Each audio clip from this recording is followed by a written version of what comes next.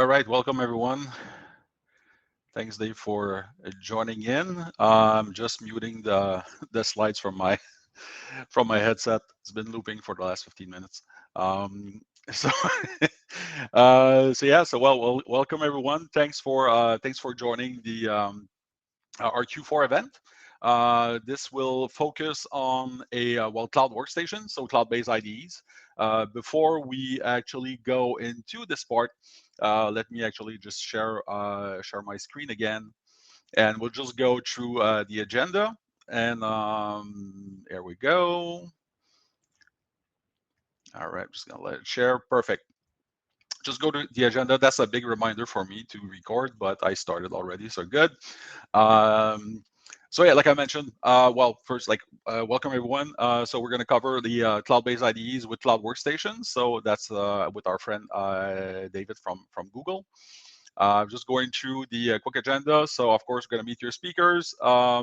The way we ask questions during the event, and also we'll cover we'll do a little piece of the Next 22 TLDR. I know Next 22 has been. Um, well, it's not old news, but there's still some great news from there. So since we haven't have a like an X22 event, um, that's the reason why we're doing a little TLDR, and then we'll go in go a deep dive on cloud-based IDEs with our friend David.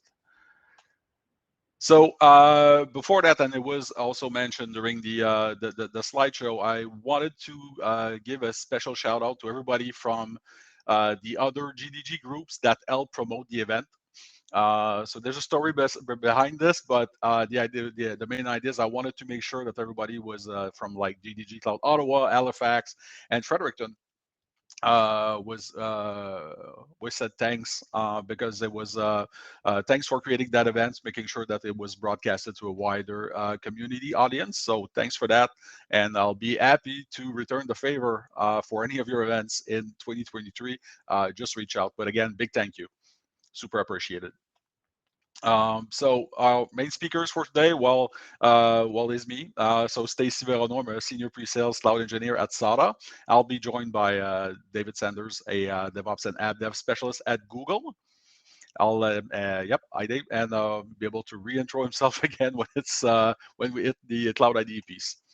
The way we ask questions during the event is pretty straightforward. I mean, if you're in the chat section, like on your right, you'll see like in the chat, you'll see general Q&A and DMs. So right now we're in general. That's where Teresa said hi, Etienne said hi, Adair also said hi. But then you have like the QA piece, and during the QA piece there, you're able to just type in your question. And the answer will go straight from there. So during the event, when Dave starts presenting, we'll leverage this piece for Q&A. So I'll be moderator, and so that way, we're able to get all the questions out and making sure that nothing's missing. So yeah, so to go dive straight into the Next 22 TLDR. It's a so I've picked up a few that were worthy of a shout out, things that I found like super interesting. So just wanted to share that with you. First thing, well, of course, I've put meme everywhere. I don't have a choice. It's in my nature. So yeah, so there's now like 5 new GCP regions that are coming. So we'll have like Norway, Austria, like Sweden, Greece, and South Africa. So that's great news for whoever's in that region or whoever like needs to deploy stuff in that region. So you're gonna have like less latency, getting closer to your customer base. And just like overall, just let's grow the GCP presence in those regions, which is great stuff. Just waiting for a third region now in Canada, just for being selfish here. Would love that. So next one, like in the next 22 like TLDR, they've announced like skill boost. So basically, it's it's a subscription based service that you have like benefits for developers and all that. So you're able to follow like quick labs and trainings and everything so that you can boost up your skills. beside like being able to blow in a teapot and fill a cup, which is nice for parties, but not so much on a resume. So if you want to boost up on your skills, there's that feature there, that new service that you can look into. For anything that's linked within those memes and slides and everything, I'll just, when I'm done, I'll just in the chat, I'll just paste it all there, and also in the video on YouTube in the comment section, I'll put them there also. So you don't have to like take pictures or anything. I'll just share everything later. So there was a few announcements like around well, cloud deploy also that was announced. So basically, right now you're able to do on cloud deploy like continuously deploy direct to Cloud Run with the one-click approval and rollback. So that was something that was not there before. So you also have like the security piece baked in and the full audit trails. So that's also like great. So there's an actual video session. So that's just like a blog coming straight from Next 22. So again, just look at the link later on. So well, on the Cloud Run piece, there's a new piece for on Cloud Run integration that's coming, with like a GCP service and customized L-check and other like container level HTTP and TCP startup probe. So basically, you're able to from Cloud Run connect to Redis cache, stuff that where you were not well. It was easy. It was not easy to do before. It was doable. Now they just made it more easier and more integrated. So if you want to be more information around the way to integrate with something like Redis cache, or just like a simple example how do you actually like configure a domain with load balancer, they made it easier. And the customized L check also is super nice. Depending on what you do when you start up your app, you'll be able to have those custom probes, which is super nice. So have a look. There's a piece there that was on the software delivery supply chain. So basically, being able to add on the security side, right? Basically, be able to see like what's going on from like the source to delivery. So the entire visibility of the supply chain. So it's also like there's a piece called Salsa or SLSA that's bound into this. So we're going to cover that in other slides. But that's something that was announced at Next 22. So there is an introduction blog that was there, and also the entire session that's been shared here in the link. So have a look. Honestly, it's a great mix of software lifecycle management plus security. Next one, well, again, like on the cloud build piece, but it's like I've mentioned, the cloud build that support Salsa, so SLSA to be more precise. So it's a supply chain level for software artifact. So basically making sure that you go from, hey, like we're gonna deliver something that's good enough, and let's not do that on a Friday, to something that's more resilient and and safe as possible. Sorry, I was looking at the chat comments on this at the same time. So perfect with Cloud Deploy. So thanks, Andre, for this. All right, and talking about Salsa, well, actually, this is Salsa. So if you look at Software Delivery Shield and the SLSA piece baked into GCP, well, you go from, well, and Cloud Workstation also in the mix. So good segue for David's topic. From Cloud Code to Workstation, you have the assured open source software. So that's also something that Google is part of. So for Cloud Code, and then well, we have the entire chain of like, well, okay, Cloud Build is there for my triggers. I do container analysis in the flow baked in. I have artifact registry that's there, also making sure that there's nothing weird like CVS that's been discovered in like inside my artifact. And then from there, I have my cloud deploy piece where the metadata will go through binary authorizations. Like this is my image. Like bin auth will actually look at it, say, hey, well, is this a safe source? Is it a trusted image from a project that I'm trusting? Well, it may be a safe source, but coming from project B, I only accept images from project A. That's why like binary authorizations is capable of doing. Then from there, just like pushing it through deployment, it could be Cloud Run, could be GKE, autopilot, or standard. And have your gating again through admission control, like who can actually go from like analysis of that binary artifact and pushing it to Kubernetes. So that's the entire stack, and making sure that from the source to deployment, you get something that's that's safe. All right, so a little jump on security, which is one of my favorite topics. So there was the new Chronicle security operation suite, basically that was announced. Basically, for those who knows those products, like it's basically it's Chronicle, Simplify, and Mandiant all baked into one rebrand. So you have Chronicle Sim, you have Chronicle SOAR, which is Simplify. Then Mandiant is there. That's going to be your threat intelligence. Mandiant, where everybody was going to get that threat intelligence information, is now sharing that back with Chronicle. So it's all baked in together. So basically, your SIM, your SOAR, threat intelligence into CSO, Cloud Security Operation. So I just invite you to just have a look on the URL there. Again, I'll share those right after I'm done. So there is, and I'm almost done. So David, get ready. There's 123 things that were announced at Google Next 22. So we made a tiny URL. So like Next 22-123 QR code also.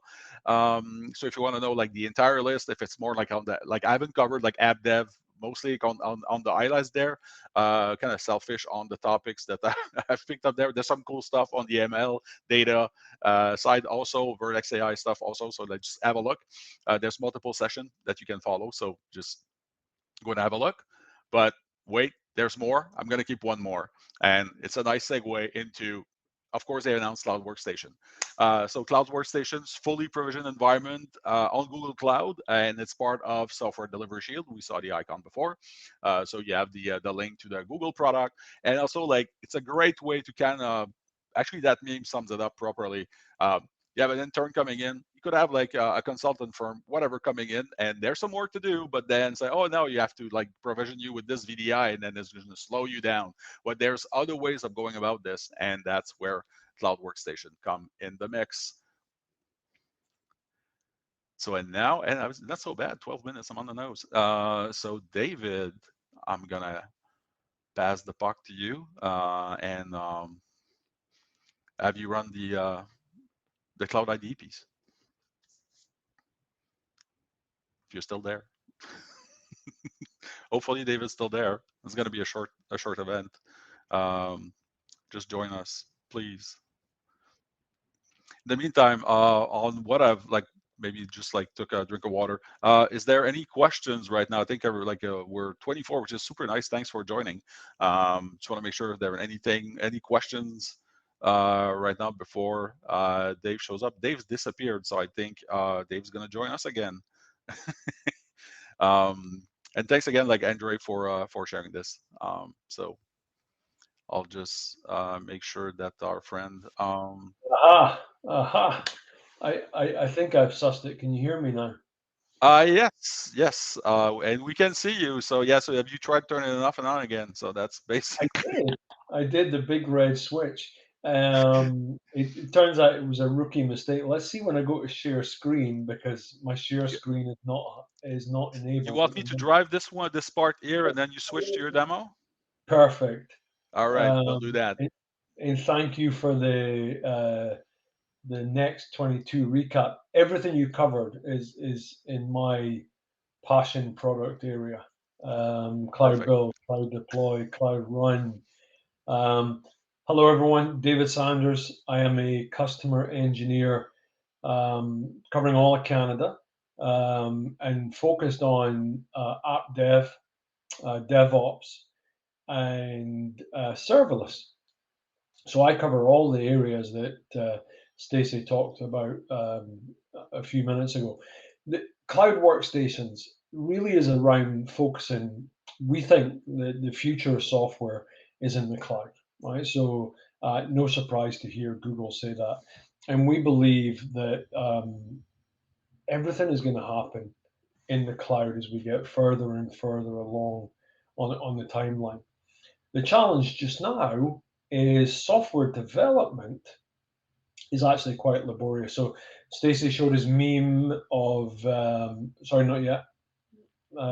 Stacey showed his meme on the challenges of VDI. Many of us have situations where we have to use a VDI it can be laggy, it can be high latency, it can be a challenge.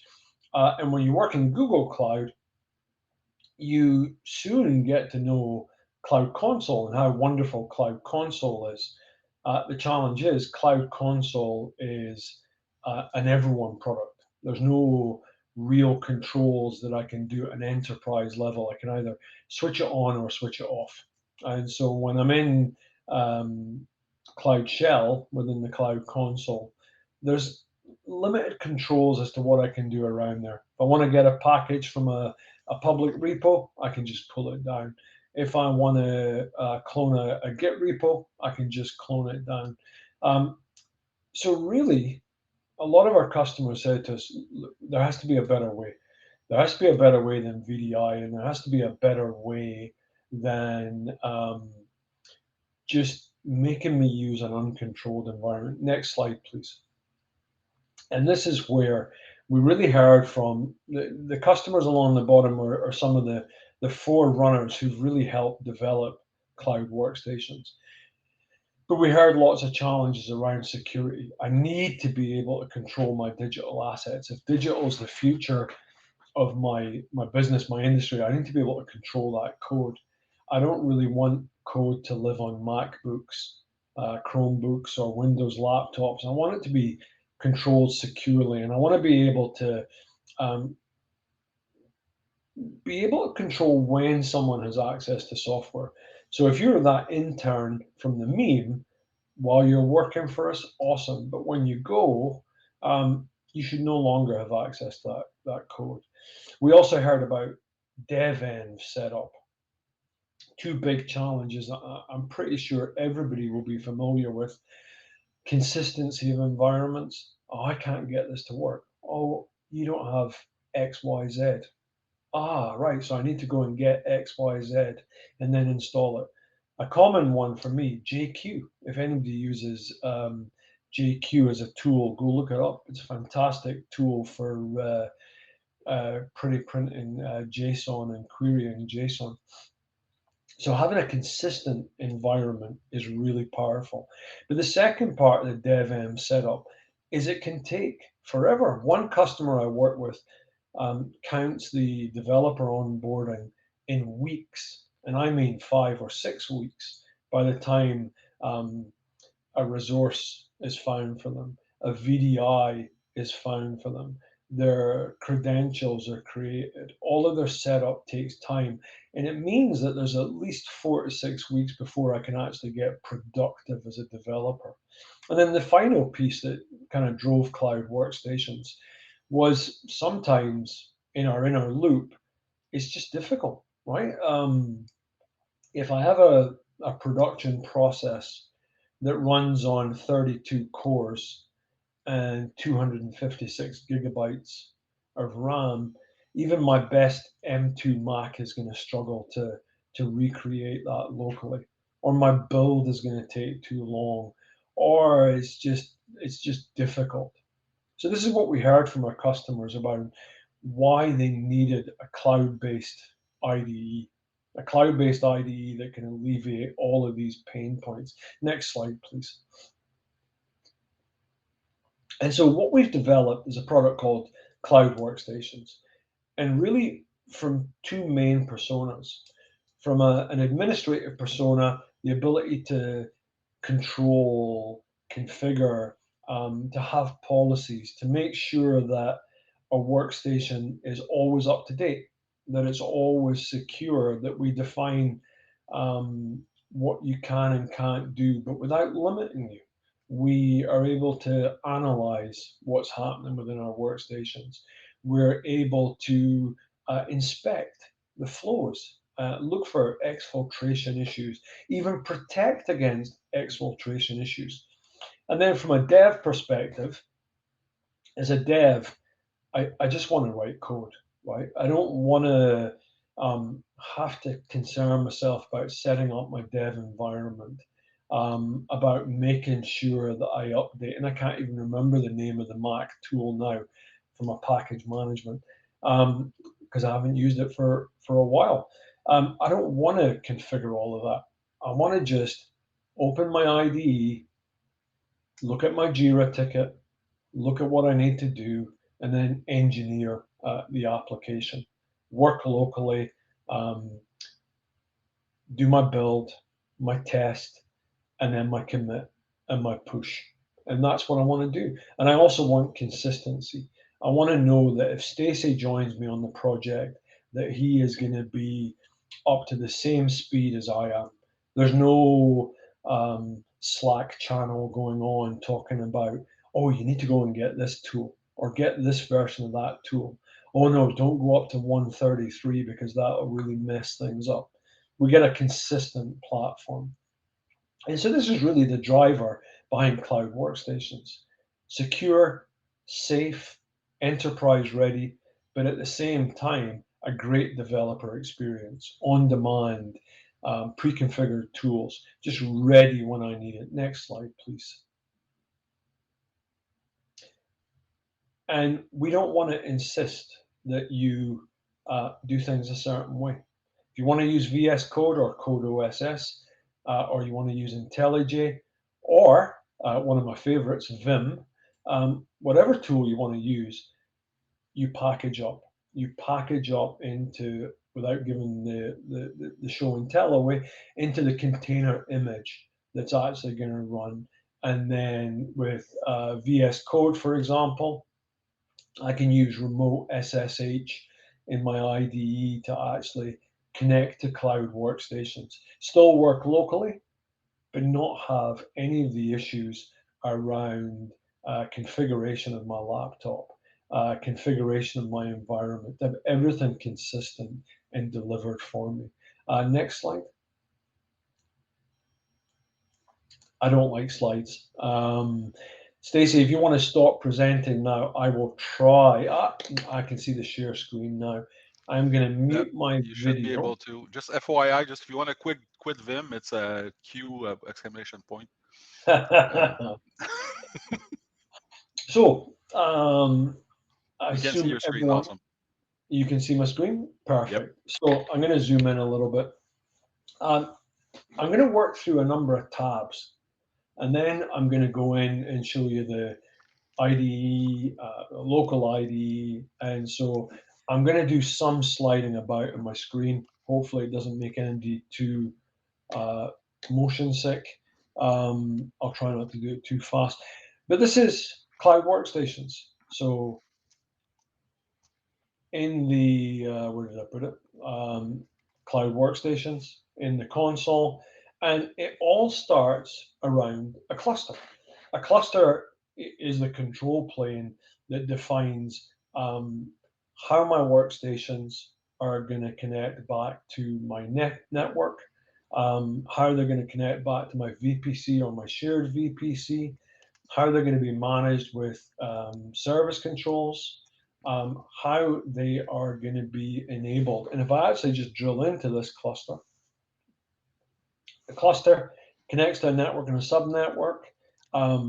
There isn't a great deal of configuration that I need to do to it other than say I want a cluster. There will be a cluster management fee. It's one of these things that is not going to be the core of the cost. I will cover pricing later, not from a sales perspective, but more from a, hey, there's a couple of gotchas where if you do X, it can impact your price, what you actually pay. So I'll share some of that. But from a cluster configuration, the two key things I want to call out are the network configuration in terms of what I'm allowing my workstations to connect into. And the second is whether I enable a private endpoint or not. If I enable a private endpoint, there is no internet-based access to the workstations. I have to be on the corporate network. I have to be able to connect through either a VPN or be on the corporate network. For the purposes of my demo, I've got no. I can also control, even though I've got a public endpoint for my machine, you'll see when we get to our workstations, none of them have public IPs. So my endpoint has a public IP, but my workstations don't. So in my cluster, and I can have multiple clusters. They're regional. So here I'm in US Central 1. There's a restricted set of regions for the public preview. And it is worth calling out, we're still in public preview. So when I create a workstation, I can create multiple workstations, multiple regions. Why that's important, if you're offshoring and you have resources who might be connecting to your environment offshore, we can actually place the resources closer to them. So if you have a partner organization working in India, we can put resources in um, Asia Pac to actually really reduce latency, reduce the physical impact of being geographically separated.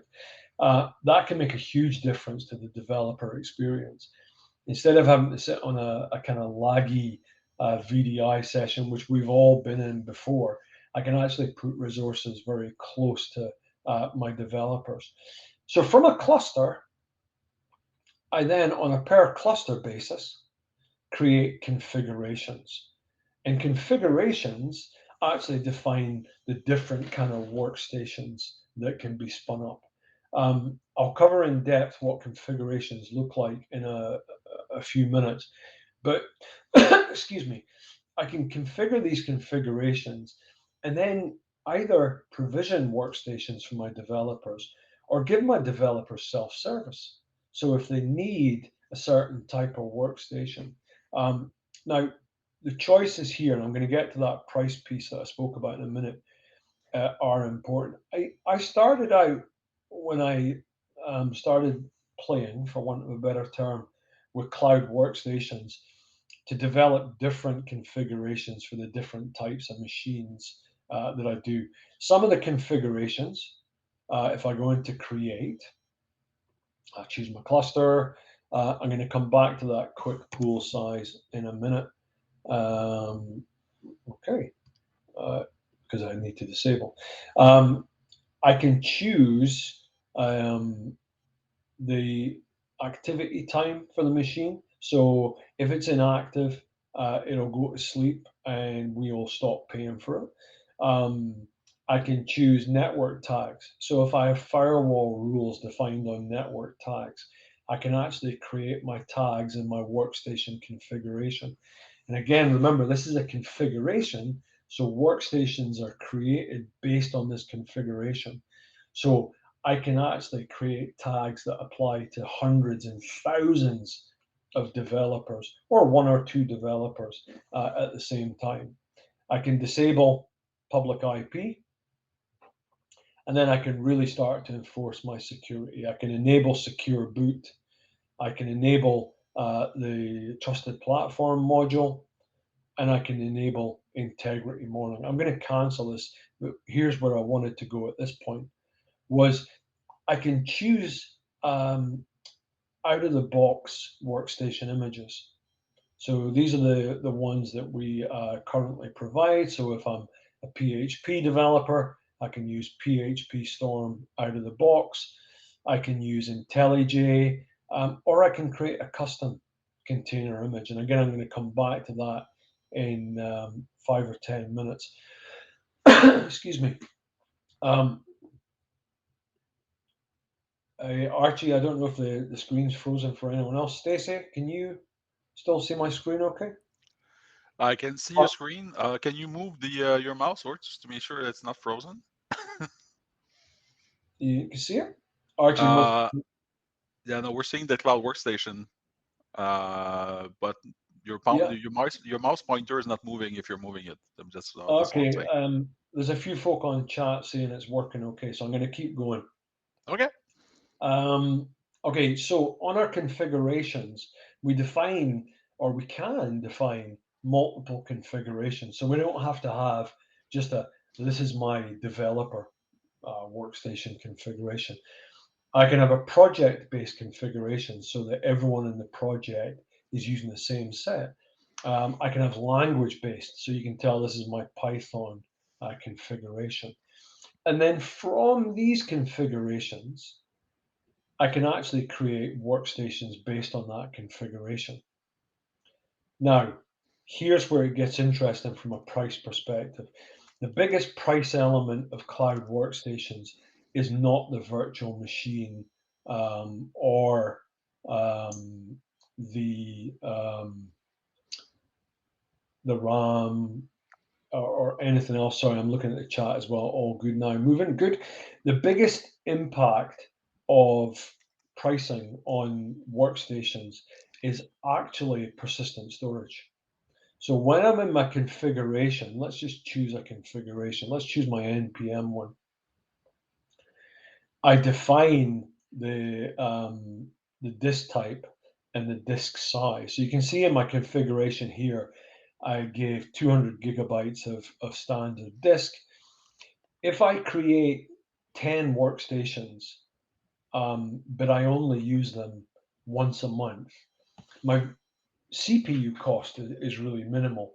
However, my PD cost, my persistent storage cost actually becomes quite high. So you want to think as you look at cloud workstations, the best way of optimizing your cost model. So instead of having multiple workstations um, based on different configurations, so as a personal level, one of the things I'm moving back to is actually combining my workstations into different types, like PyDev and NPM can coexist on the same machine. Now, the trade-off, because there's always a trade-off, is startup time. The startup time is based on, and we're going to go into depth and into what it actually looks like, but I do certain things when a workstation starts. So I get the Python environment ready. I get the Node environment ready. You saw Flutter there. There are things I do around pre-caching in Flutter that I do differently. So the trade-off is startup time, right? So I got to trade off the cost of my persistent storage, the cost of my startup time. The other thing I'd call out at this point is workstations are intended to be used on an individual basis. They're not intended to be shared. Um, when I create a workstation, and you'll see this when we go into it, I actually have two volumes per workstation. One is the configuration of the workstation, so the operating system and all of its elements. And then the second part is my persistent storage, my home directory, and things that I install. That means, sorry, I'm just looking at that. Can you decrease the config later? That's a good question. If I edit the config, I can change um, the machine configuration. So I can change it. We only support 6 machine types at the moment, but we can go in and say, actually, I need a 32 core 128 gig. And I can obviously create different configurations that are high mem. So once I change that configuration, you'll notice on my workstation, there's this column, last updated. Every time I start the workstation, it will actually update based on the latest configuration. Now, I'm going to show this in a 10, 15 minutes. What that means is I can actually repave my developer workstations every night if I want to. I can make sure that they're always patched, always secure, always up to date without affecting their persistent storage. So their storage is safe from iteration to iteration to iteration, but my OS configuration, all of my patching can be updated centrally and consistently so that I actually have a much more secure developer experience, not just a great developer experience, but a more secure experience. So these are my workstations, and you can see that the last time I used this one was November the 4th, so it hasn't been updated. But these are my common ones. My infrastructure workstation, this is where I run all of my Terraform. My Node workstation, this is where I run all my Node. My Python workstation. And so these are up to date and patched as of this morning at 9:04. When we look at the configuration, if I look at, let's go Python. When I'm in the Python configuration, I actually choose, this is a custom image that I'm using, and you'll see that I'm on version 0620. So a semantic versioning, major, minor, build number. And you'll see later on that I can actually update these without impacting my developers. And so that's really powerful, really helpful. There will be Terraform modules for Cloud Workstations. It's on the roadmap, but it's not there yet. At the moment, if you actually look at G-Cloud, the G-Cloud, the CLI is quite behind as well. If you're going to work with Cloud Workstations, remember to do a G-Cloud component update. So that it does refresh. You need the latest version of the API. The cloud APIs are up to date, and the Terraform magic modules will be derived from those APIs. So they are coming and on the way. So these are my workstations. And so if I want to actually launch, I want to run some Terraform, I'm just going to hit launch, and CodeOSS opens in my browser, and I get a really cool experience. So I'm going to, let's open an existing project. First thing first, I'm in a browser. Hopefully, there's no screen lag, and you guys are seeing this as we go. If I want to go full screen, I can do Function F, and I'm now in full screen. It looks and feels exactly like I'm working locally. My latency is really good. I can do everything that I need to do. I can search my code. I can look at my source control. I can bring up a terminal. So my branch is clean. I can use Cloud Code because it's built in. I can use the extension we provide that's built in. If I do JQ, I can use JQ to prettify and search any of my JSON outputs from my terminal. If I look at Terraform, I get a specific known version of Terraform shared with me. So when I'm getting into this environment, everything's ready for me. I don't have to think, oh, Archie upgraded to Terraform 134 yesterday and ran it, and now there's an issue. Everyone's consistent, and we've got the same environment. I have extensions, some pre-installed, some that I can actually search the marketplace for. So I can add extensions into my environment. So you can see this is installed globally, but I could install other extensions. There are controls that we're working on around the extension marketplace, and that's on the roadmap. You can see I've got my Docker extension. I can debug. I can also, at this level, actually change to my Terraform directory and run a plan.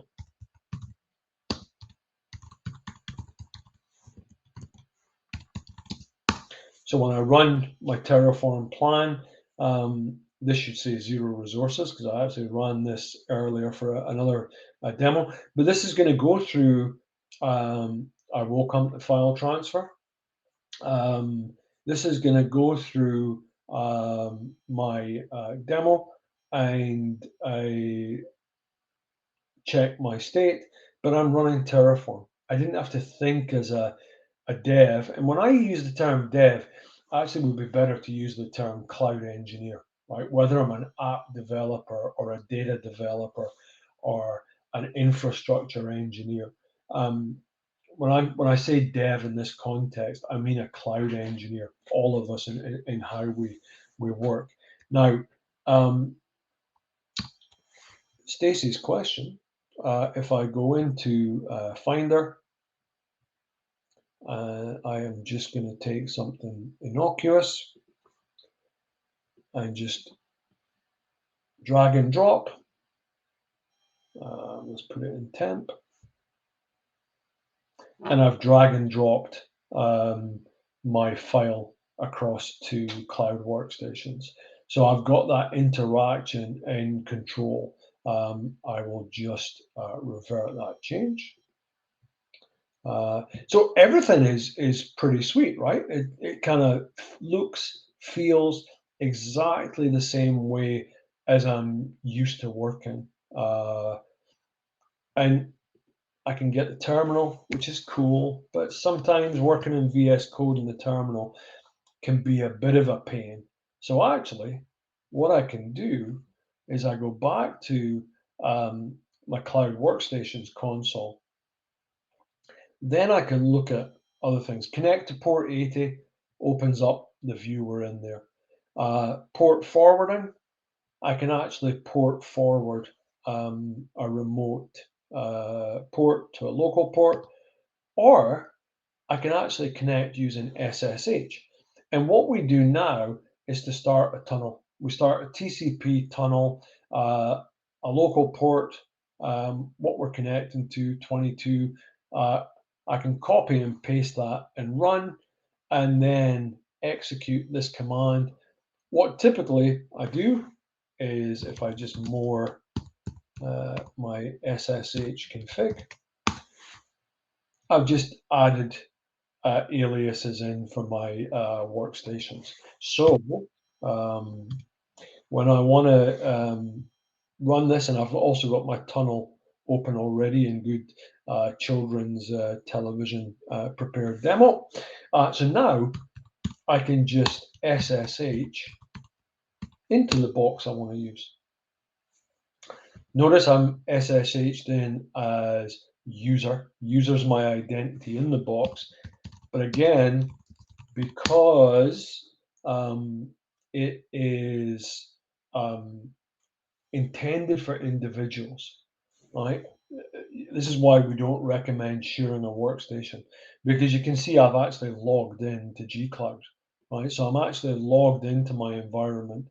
I am able to switch my identities. There's a service account that the workstation actually was created and runs under, but I am within gcloud, and I can do, if I go in here and I do an npm run dev, my V application works, and I could forward 5173. So that's cool, but actually that's a common kind of use case. So if I go to my Node workstation and just launch it, let me close this one first. Launch my Node workstation in the browser. Got a question for you, Mr. Yeah. Sanders. So Mehdi, sorry, Mehdi is asking in the Q&A, is there a built-in functionality to deploy the cloud, the cloud, like to the cloud, like Google Cloud / AWS, etc., instead of the local virtual machine? So I think if I try and kind of replay that, so if I do, so I'm on my Cloud Workstation here, and when I do my Terraform, you saw me do the Terraform plan and apply. That was applying to my Google Cloud project. So when I do a gcloud config list, I am working against a set project. I'm able to apply if I was using Boto and I've got the secrets there. I could be working here and applying my code into Amazon or Azure. So if I can't even remember my AZ CLI, but if I had AZ CLI and I had credentials and authenticated, I can quite happily apply to there as well. I can also prevent that. So I can prevent inbound and outbound access. I can set firewall controls around what a developer can and can't do, but it does give me a really powerful, flexible platform. I can integrate with GitHub. I can integrate with GitHub Actions. Anything that I could do on a dev workstation, including Docker. So if I want to do Docker run Nginx,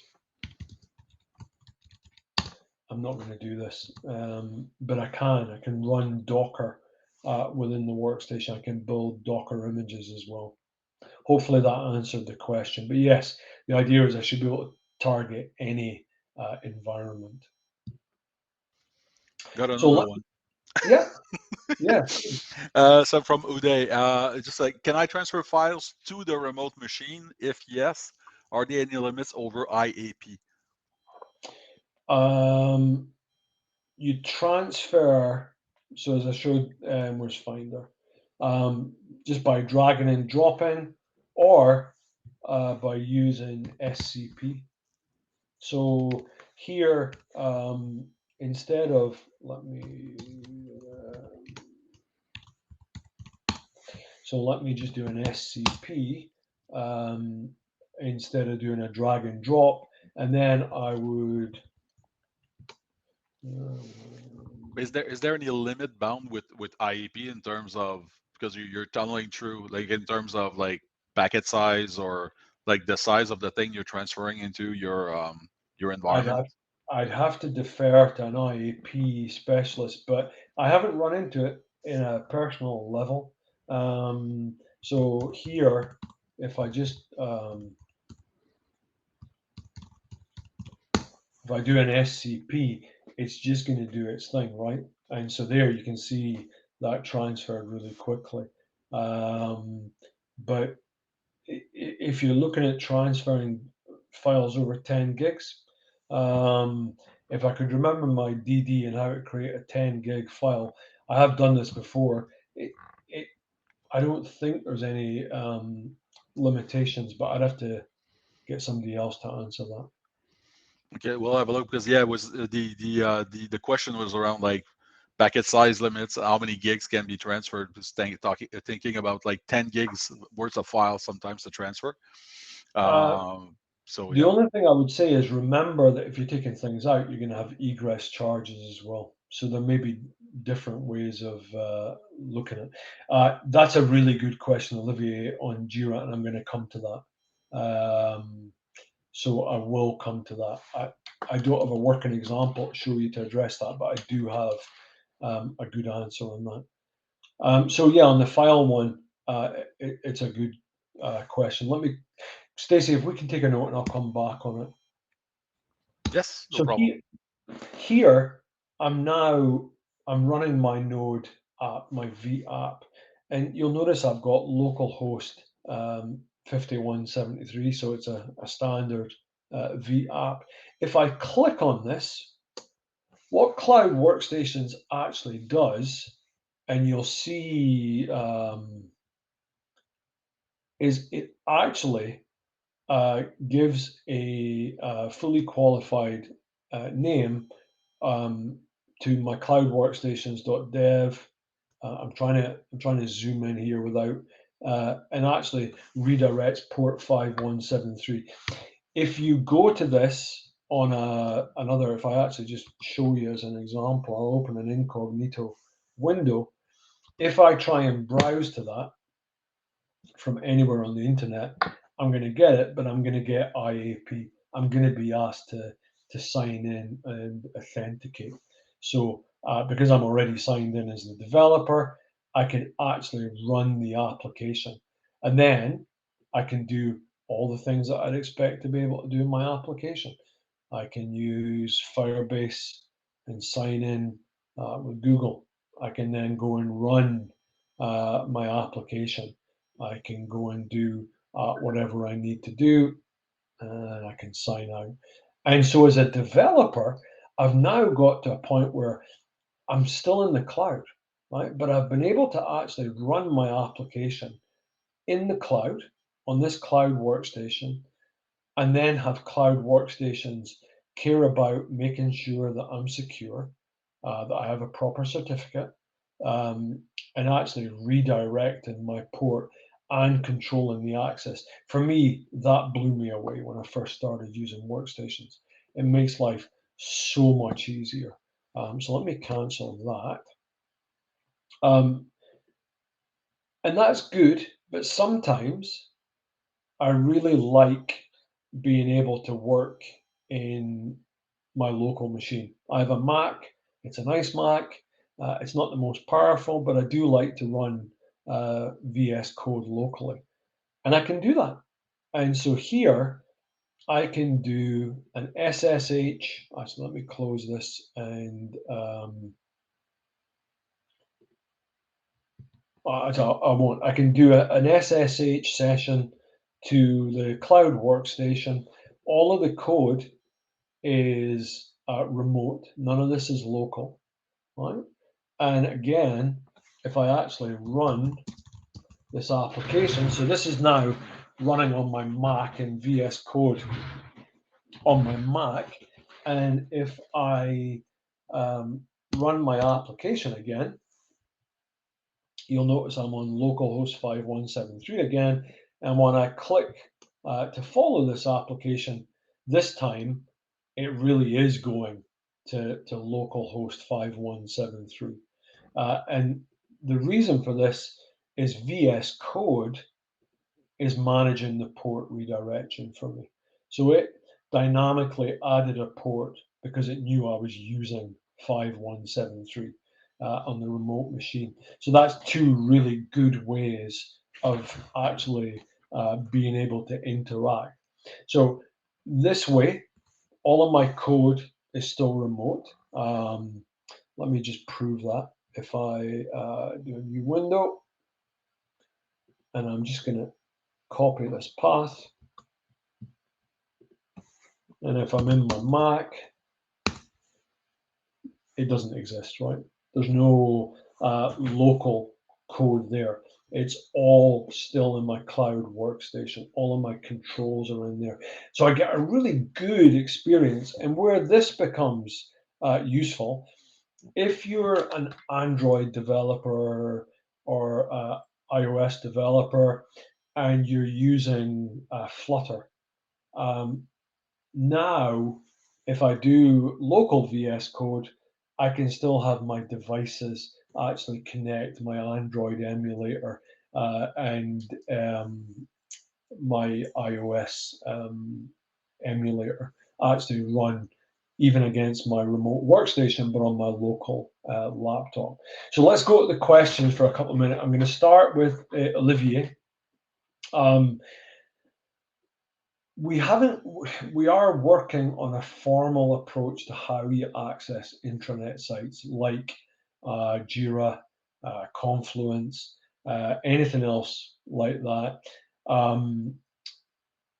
If you're accessing things like Mercurial or a private Git repo on premises and you want to access, that works really well. We do have a solution for that. You're going to come back through the VPC, through the interconnect, and the normal cloud routing will direct you through to that server. You can add in the Mercurial add-in and work away with that flow. However, if you want to open up a browser, VS Code has simple browser, and I can go into a website, but let me just use Google as an example. If I open Google, I get a blank page. And the reason for that is because, like most websites, Google says no iframes. And because this is within VS Code, it's an iframe. So I can't do this. The one thing we have done that's not part of the product, but it can be done, and we're going to write up, is Chrome Remote Desktop. Chrome Remote Desktop is wonderful, and I can use Chrome Remote Desktop to actually CRD into this cloud workstation. Adds a little complexity. You kind of need to think it through. But then, because you're in CRD, you've actually got real Chrome. You have a real GUI desktop, real Chrome, then you can actually navigate to your Confluence site or your Jira site, and you can actually work with your intranet apps. So that's the answer to that question. So connecting back to the corporate network and intranet is via VPC or shared VPC, and then the interconnect or VPN. Connecting back to websites from a browser, if they support iframes, you can use simple browser within VS Code. If not, you can use Chrome Remote Desktop. Can debugger be attached in both modes? Yes, it can. Let me just give an example of that. I am going to open up a Python file that Olivia, I'll come back to your follow-up in a second. If I go to my web app, I'm just going to run this really straightforward app. You notice I've got changes to sync, so it told me. I'm now on my Cloud Workstation, my Python workstation, and I'm going to run my application by hitting F5. That's not the one that I wanted. Yes, it is. And now, so I'm serving up my app. So if I go back to my browser, which opened on my other screen, surprise, I've now got my app up and running. So if I want to add a breakpoint and then reload this page,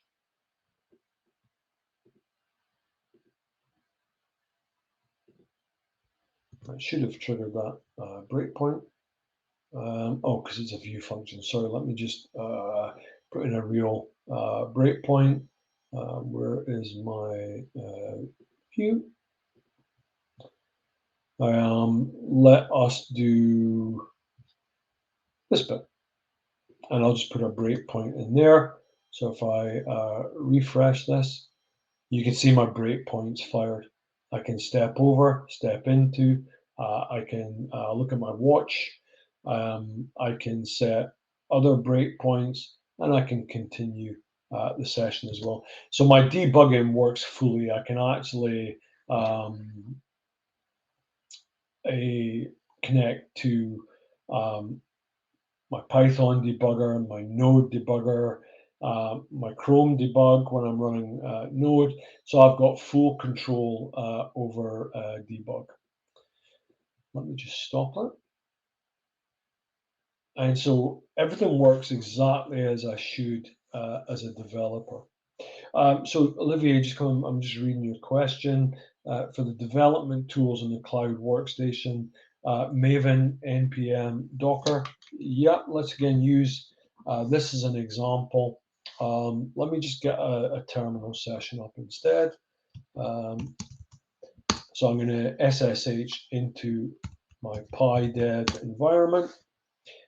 You'll notice that I have pip and a PyRC file. If I just more my PyRC. And Stacey, how are we doing for time? We're good. I mean, like we've set up this for a 90 minutes, so we're at 31 left. Okay, awesome. So here I can configure, and again, I can through my workstation configuration, I can configure out where my index servers are, my PyPy repo. So if my package repository was JFrog running on-prem or Nexus running on-prem, I can actually set up my configuration to point back to those files. The key part then becomes, is that destination routable from within your VPC or your shared VPC? So that brings us back to normal cloud architecture about routing and so on. But I can set up the workstation so that it actually does use those tools so that I get my registry. If I use Prisma or Aquasec, I've got access to those services, whether they're on SaaS or on intranet. Hopefully that answered your question. Let me know in the chat. Got another one also. Okay. So yeah, can one run a VM inside the workstation, like for example, like a virtual box thing? Guessing that we do have Uh, nested virt maybe in there, so we can do yeah. stuff. But I I'm not sure about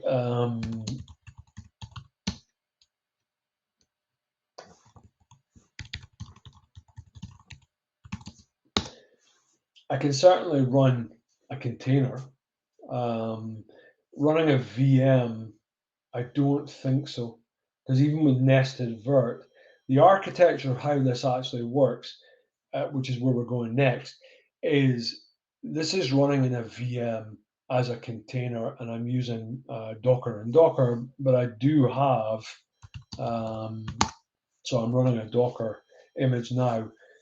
Could I run VirtualBox? I wouldn't have thought so, but I've never tried it. it's a good weekend project. It could be. It could be. So, where were we? Any other questions? Anything on the chat? Nope, not for now. We're good. So before I go into architecture, the one thing I probably want to call out, there's immense power in this tool, not just for devs, but for cloud engineers as well. I really like it. I've stopped using VMs. I used to have 3 or 4 VMs, and I can probably show you them. Let me just come on. My machine is incredibly slow. So my VMs were big, chunky virtual machines. I haven't started them for ages, and they're soon will be deleted. But I haven't made that psychological step yet. But I haven't run them in ages because I've moved to cloud workstations, and it's given me everything that I need to be able to do from an app, from a Docker perspective, from a Kubernetes perspective, from a Cloud Run perspective. Um, all of the tools that I need are built into my Cloud Workstation.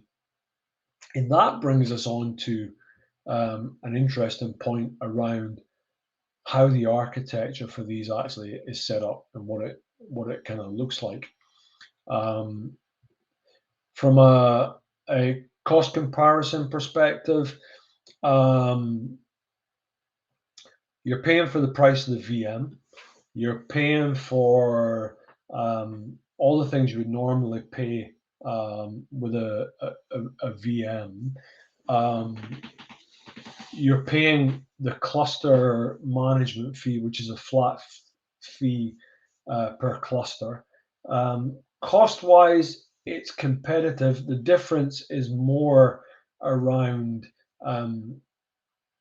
everything is done for you with a VM. So with a VM, where I found challenges in the past was I have to manage that VM. I have to patch it. I have to keep it all up to date. Here I'm using the cloud workstation. When we actually create workstations, we do create VMs. So under the covers, we create the VMs. They're all in your tenant project, right? So they're in projects that you control. You can actually SSH to them. You can actually go in and look at the machine. And when I go in, everything's running as a Docker image. Because what we actually do is run all of these elements as Docker images, right? So we're actually running all of these components that make up our workstation on that VM as sets of Docker images. Where the cost difference comes in, what am I paying over and above? Predominantly my cluster fee. So that's how they compare. Pretty similar. Could you run Kubernetes? You certainly can, from a viewpoint, and I don't know if I've got it set up. I do. Minikube status. So Minikube is built into the base image, so I can actually run Minikube. I guess I haven't tried it, but I guess I could run K3. I could run Kind. Yeah. From a Docker perspective, I can volume mount the socket.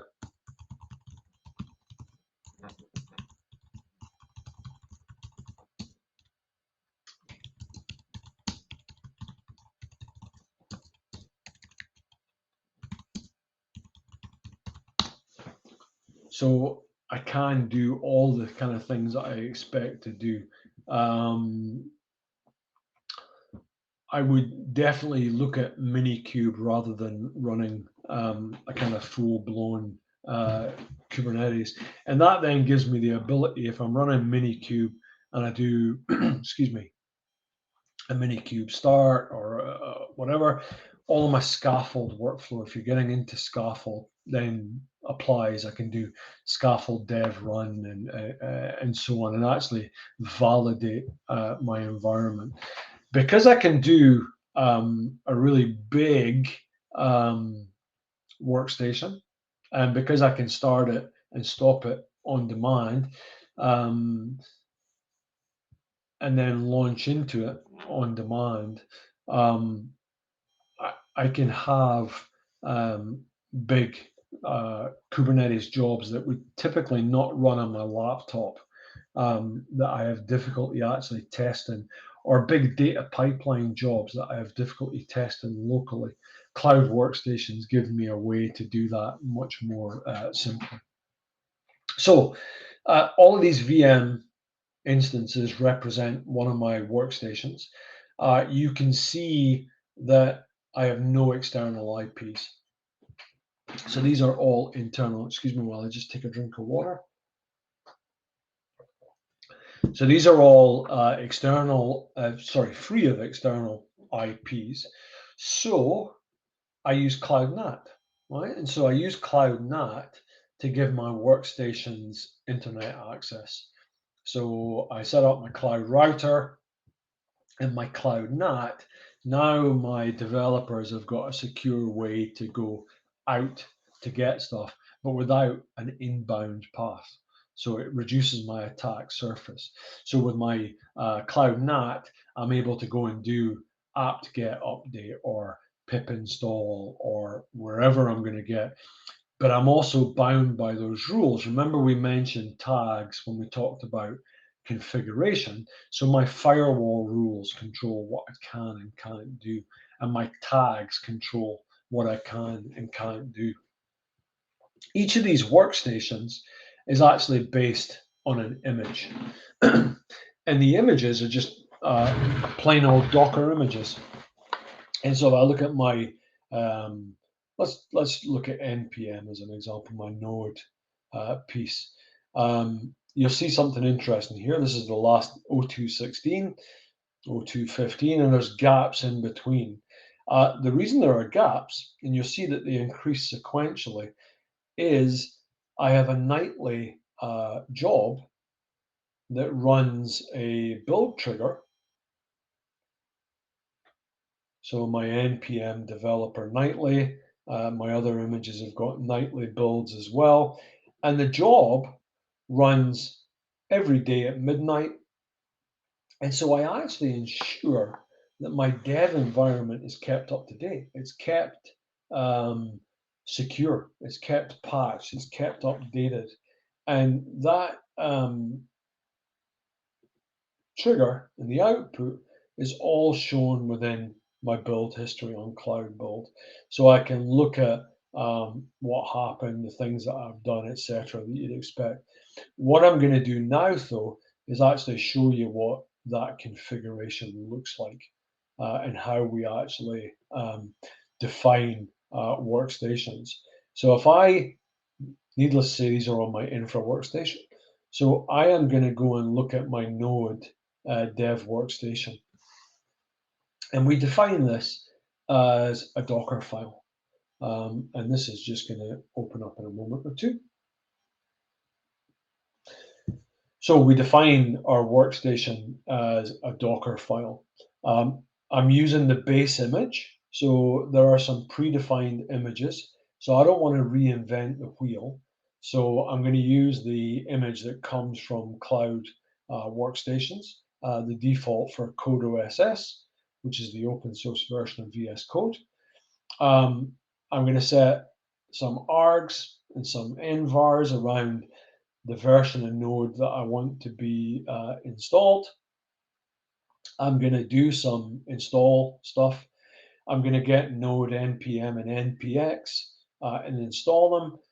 I'm going to copy customizations, which I'll come on to in a minute, make them executable.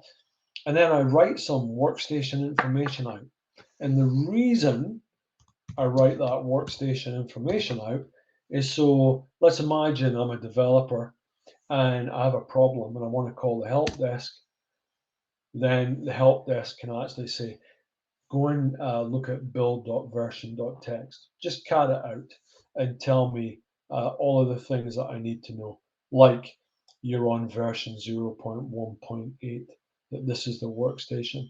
So if I'm having a problem and I raise a Jira ticket, I can cut and paste that. All of that's generated in the Docker file. The customizations, though, are the magic of where we actually can build our custom images. If I actually look at this directory here, etc workstation startup.d, this is where all of these files will be executed when the workstation starts up. So the first thing it does is configure Docker. By default, the next thing it does is start the SSH server. Then it customizes, oh, so there's one missing here. Oh, there we are, 10. Adds the user. And then we can add custom steps. And anything that's in this directory will be executed on startup. So what I do is I customize the add user. By default, Cloud Workstation makes every user a sudoer. I don't like that. I don't want to do it.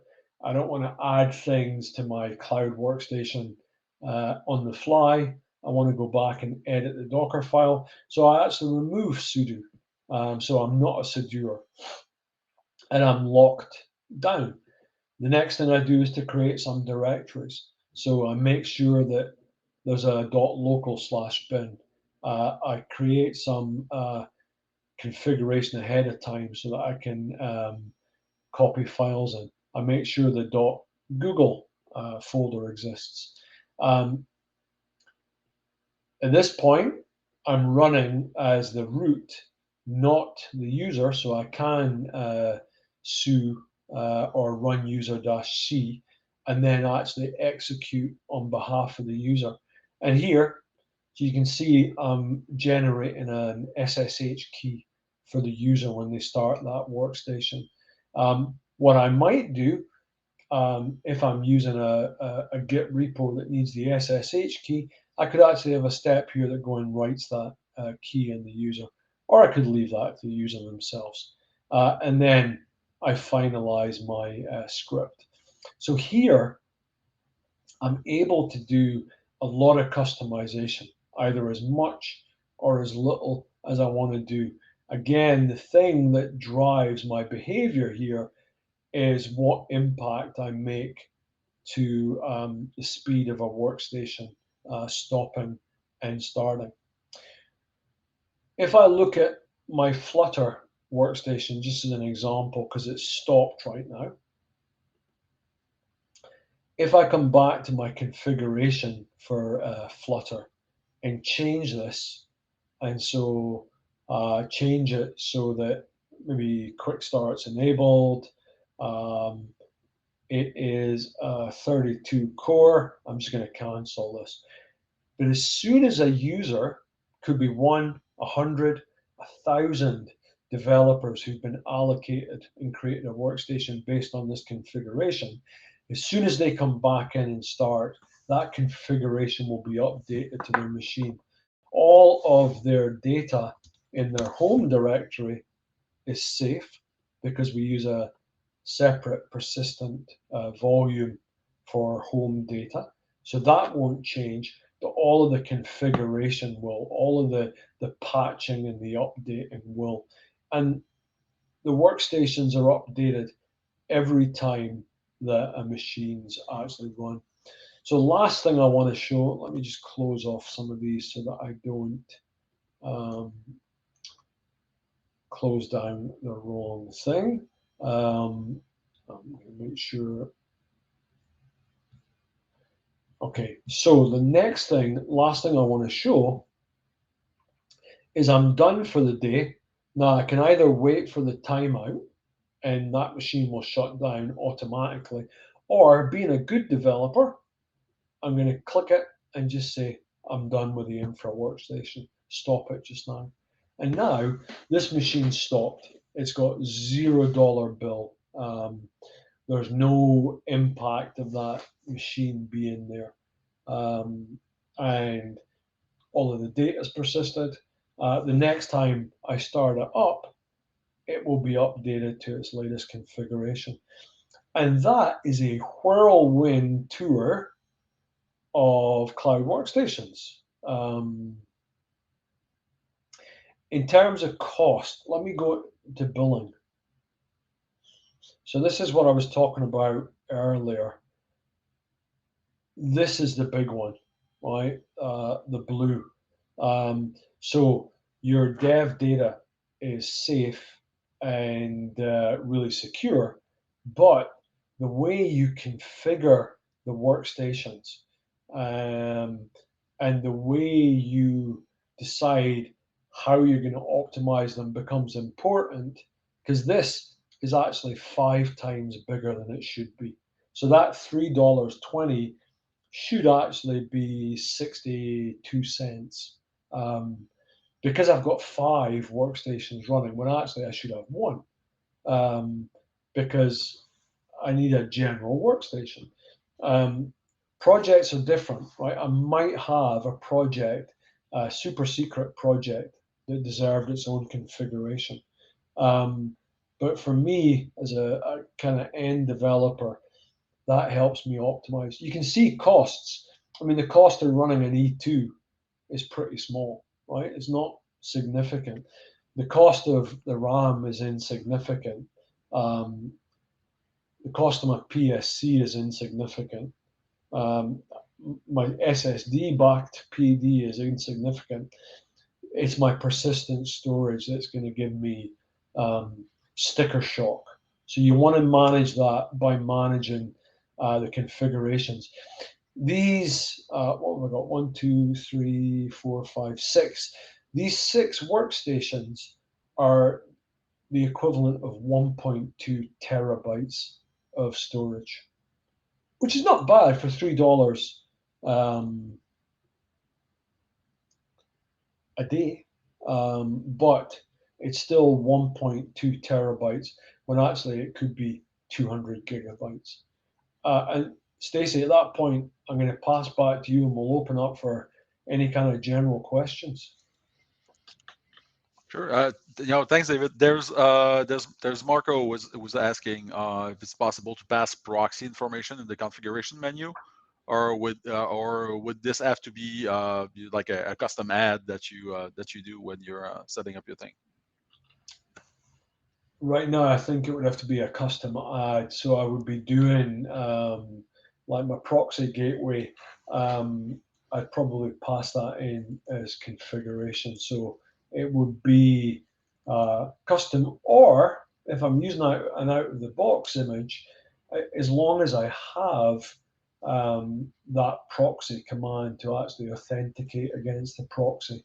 I'm assuming that you need to authenticate against the proxy, and it's not just export SSH proxy or whatever it is. It's been so long since I've done that.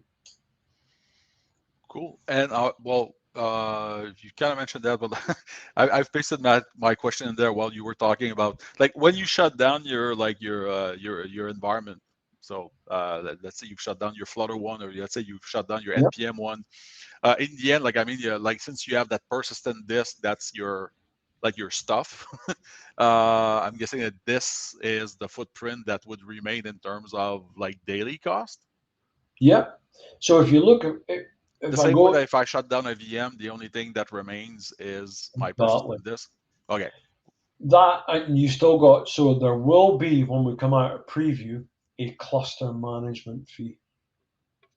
So the cluster management fee is a consistent fee per cluster because we manage it, right? We run it. But so this was the workstation I just closed down, my infrastructure one. So if I go back to my VMs, I just refreshed it, you can see the VM is gone. But if I go to my disks, right, let me just zoom out a little bit. Um, my persistent disk is still there. So that's what I'm paying for. Okay. Yeah. No. Perfect. Yeah. It's like I said, it's like basically like just like any compute where you'll release CPU and RAM, Exactly. and then you're stuck with storage. Um. The value add from this, let me just go back to the VM question because the value add for cloud workstations is really two things. Um, one is I don't have to do any of the setup, but two, and I opened the wrong machine, which is typical. Um, things like port redirection. If I was doing this on a VM myself,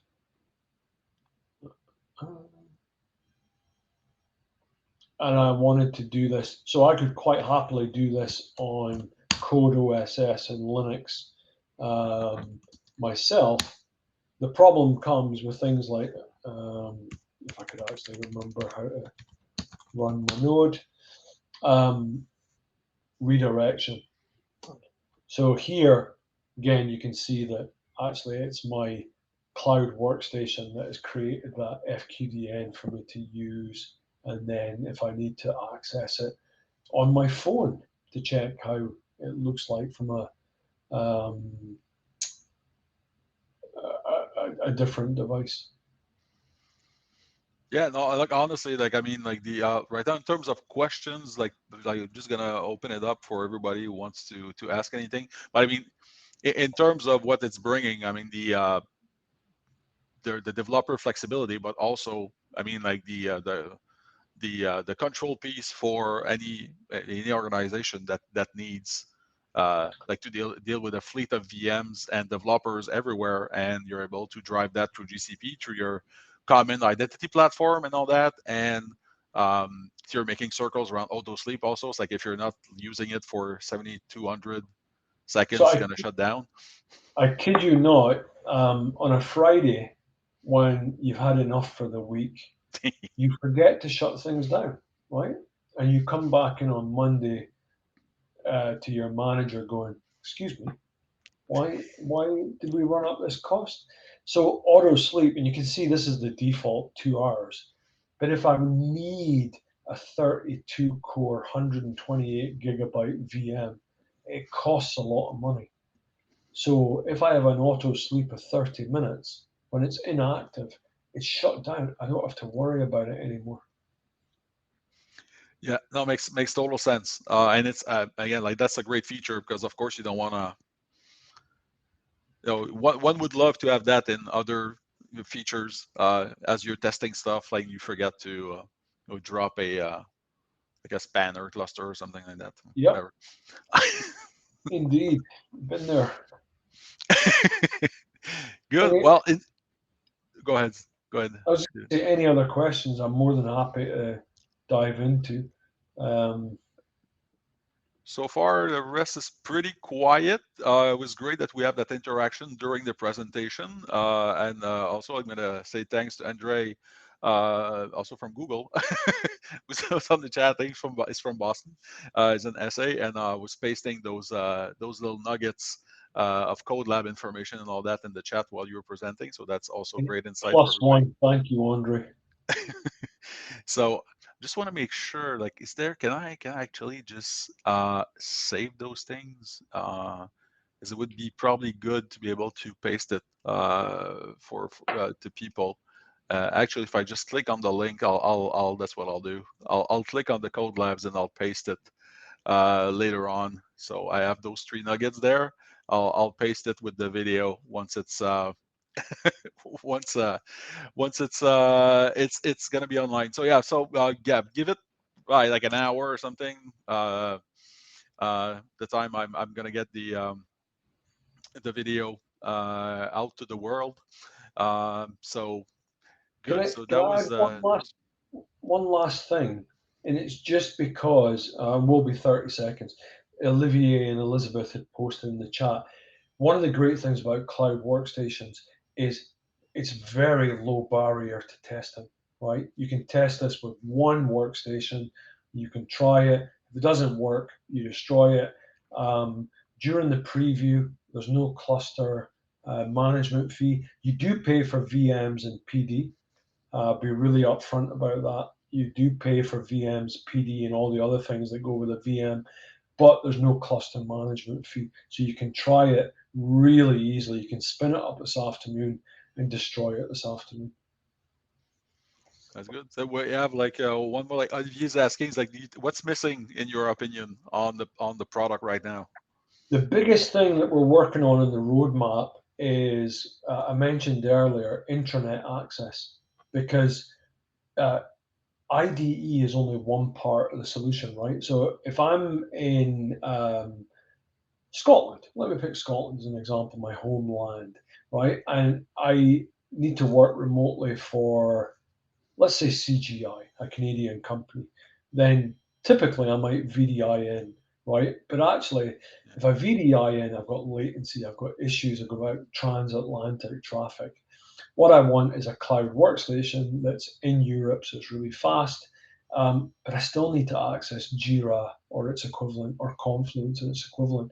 We do have on the roadmap to make that intranet access available.